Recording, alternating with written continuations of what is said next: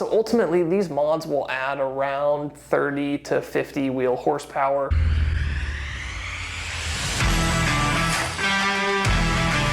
Hey guys, Jake from 8020 Automotive here. Today we are talking about performance modifications and upgrades for the Nissan 350Z. The 350Z is of course a slightly older chassis, but it has a fantastic reputation for both reliability and performance since they can produce a pretty good amount of power on a completely stock motor. These things nowadays are starting to get pretty affordable, and so they are a fantastic entry-level enthusiast car for people looking to get their hands on a good fun project at an affordable price and be able to throw some modifications on there and get yourself a decently fast, good performing street car. These things can handle pretty high levels of horsepower, but that of course is going to require forced induction because the 350Z is naturally aspirated, and the one downside to the 350Z is that forced induction is extremely expensive. There are two different motors. Both are the VQ35, but there is the DE model, and then there's what's known as the Rev-Up model. The Rev-Up models are a bit more powerful because they had a few small differences to them. So if we're looking at a completely stock DE non-Rev-Up, you're probably looking at 220 to 240 wheel horsepower on a dyno, depending on what condition it's in.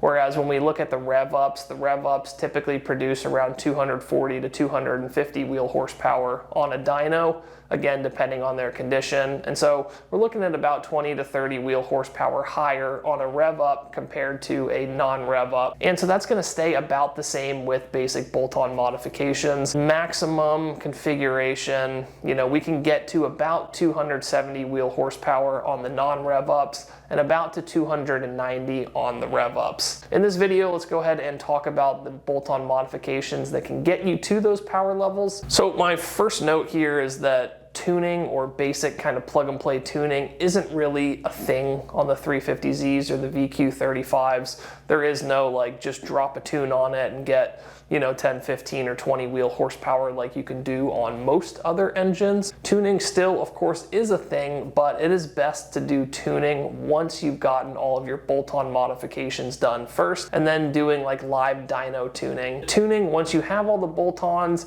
is good for about 10 to 15 wheel horsepower, and so that's that last little bit that can take you up to those kind of 270-ish to 290 wheel horsepower levels that I just talked about. So when it comes to the basic bolt-on modifications, if tuning isn't the best thing to do, then what is? First on our list, we have a cold air intake. A cold air intake itself isn't going to provide a ton of value, but if we're trying to maximize this thing in naturally aspirated form, an intake's worth it. We'll get 3 to 5 wheel horsepower maybe, but we'll also see a pretty good improvement in throttle response from it as well. It's a worthwhile mod to free up airflow and get a little bit of extra power out of it and get a slightly more responsive throttle from it too. Second modification that's also airflow related is going to be specific to the non-Rev-Ups. The Rev-Ups got an updated intake manifold, and so this isn't applicable. So for the non-Rev-Ups, we have an intake Plenum spacer modification. The Plenum spacer is good for about 8 wheel horsepower on a completely stock motor,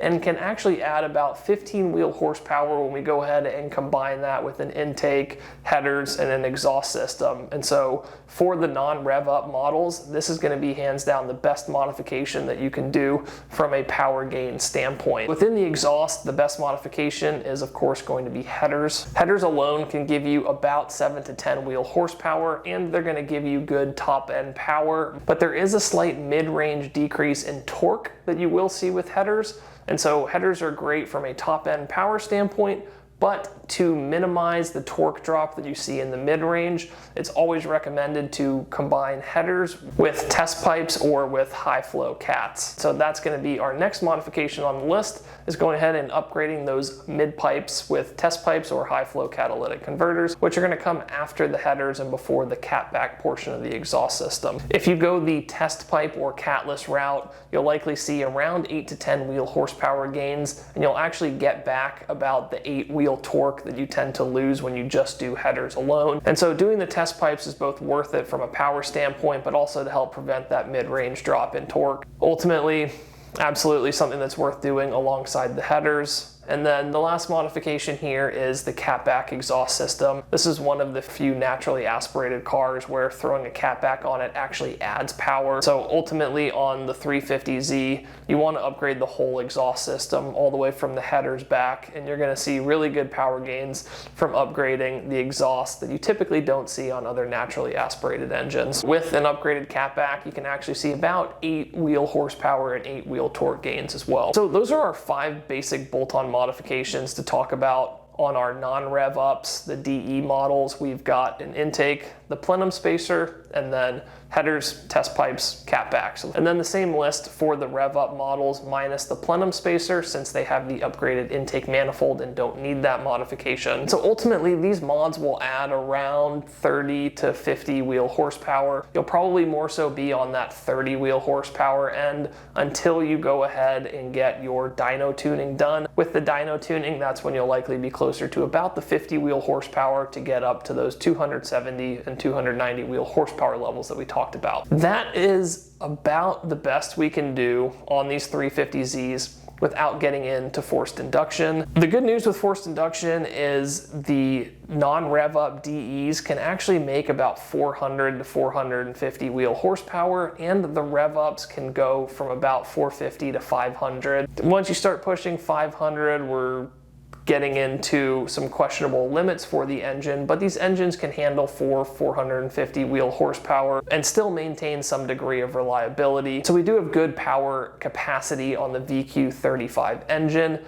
It just is very expensive to get there. Forced induction is ultimately something that's going to end up costing you probably $10,000 plus to get a good turbo kit that's not an eBay turbo kit, and to get all of the proper supporting modifications that you're going to need with it as well. It's a expensive route to go, but the good news is, like I mentioned earlier, these cars are getting pretty affordable and cheap now, and so you can get a pretty good condition 350Z for about $8,000 to $10,000. And yes, we're talking 10, maybe 12,000 in modifications, but that's $20,000 all in, and you have yourself an awesome, fun 2-seater sports car that's producing over 400 wheel horsepower. That's going to be an absolute blast to drive. And so these are still fantastic engines and vehicles to do performance builds with. You just need to be understanding that if you're just buying a 350Z starting out, you're not going to make a whole lot of power off of your basic bolt-on modifications. And so if it's not in your budget